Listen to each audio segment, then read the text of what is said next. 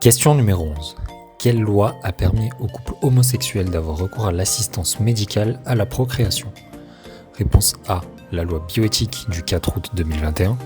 Réponse B, la loi bioéthique du 13 mars 2019. Réponse C, la loi du 15 novembre 1999. Et réponse D, la loi bioéthique du 2 août 2021.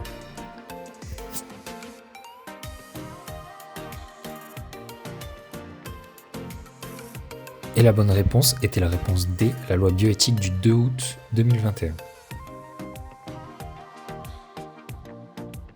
Question numéro 12. Les partenaires liés par un PACS se doivent. Réponse A, aide matérielle et assistance réciproque. Réponse B, contribution aux charges de la vie courante à hauteur de leurs facultés respectives. Réponse C, peuvent saisir le juge aux affaires familiales pour fixer la contribution de l'autre partenaire.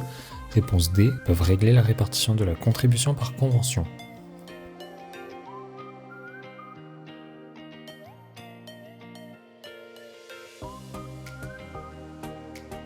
Les bonnes réponses étaient A, B, C et D.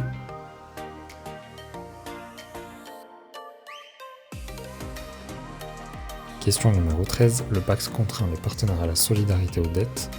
Réponse A, contracté pour des dépenses manifestement excessives n'ayant pas pour but de subvenir aux besoins du ménage. Réponse B, contracté par un achat à tempérament n'ayant pas fait l'objet d'un consentement commun. Réponse C, d'un emprunt. Réponse C, d'un emprunt qui porte sur une somme modeste et concerne les besoins de la vie courante. Réponse D, les dépenses non excessives liées aux besoins de la vie courante. Et les bonnes réponses étaient la réponse C et la réponse D.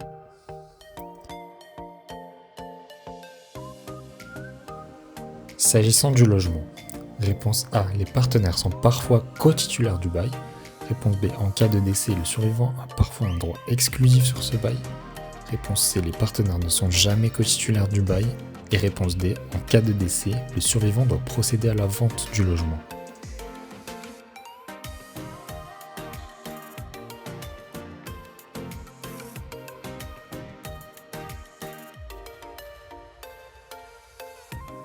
Les bonnes réponses étaient A, les partenaires sont parfois co-titulaires du bail, et B, en cas de décès, le survivant a parfois un droit exclusif sur ce bail. Question numéro 15. L'obligation alimentaire. Réponse A, n'existe jamais en matière de PACS envers les parents du partenaire. Réponse B, existe entre partenaires sur le fondement de l'aide matérielle et de l'assistance réciproque. Réponse C, peut être fixée par le juge aux affaires familiales. Réponse D, existe toujours envers les parents du partenaire.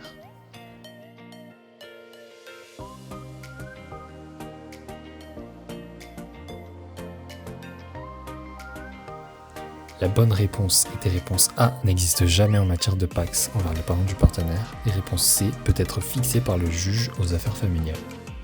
Question numéro 16. Qu'est-ce que le régime de séparation des patrimoines? Réponse A, les dettes personnelles font l'objet d'une obligation solidaire. Réponse B, chacun des partenaires reste seul tenu de ses dettes, à l'exception du cas de solidarité. Réponse C, les biens acquis sous l'empire du PACS sont indivises de moitié. Réponse D, chacun des partenaires conserve l'administration, la jouissance et la libre disposition de ses biens personnels.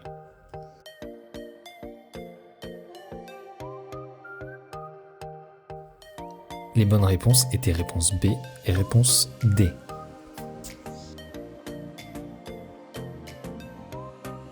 Question numéro 17. Qu'est-ce que le régime conventionnel?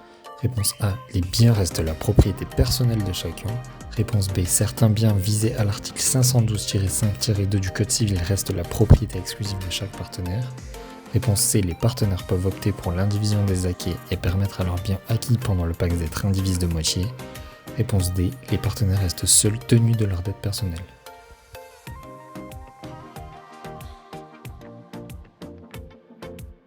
Les bonnes réponses étaient B, C et D.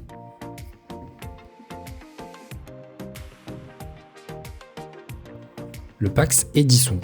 Réponse A, par le décès d'un partenaire, par le mariage d'un partenaire, par une dispute de couple, par la rupture d'un accord unilatéral ou commun.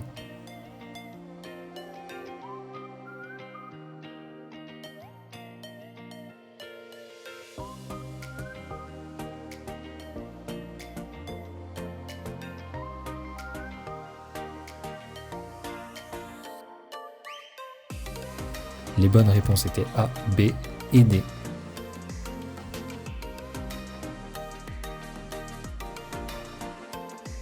En cas de décès, quand la dissolution du Pacs prend-elle effet?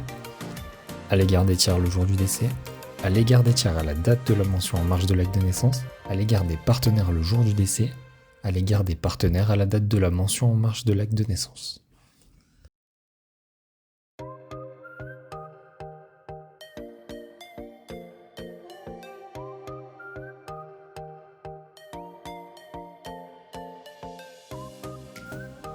Ici, les bonnes réponses étaient A, à l'égard des tiers le jour du décès, et réponse C, à l'égard des partenaires le jour du décès.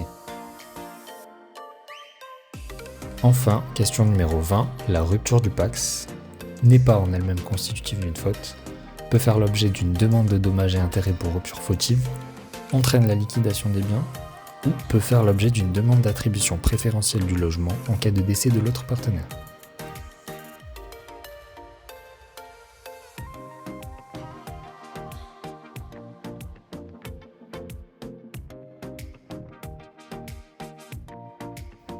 Les bonnes réponses étaient A, B, C et D.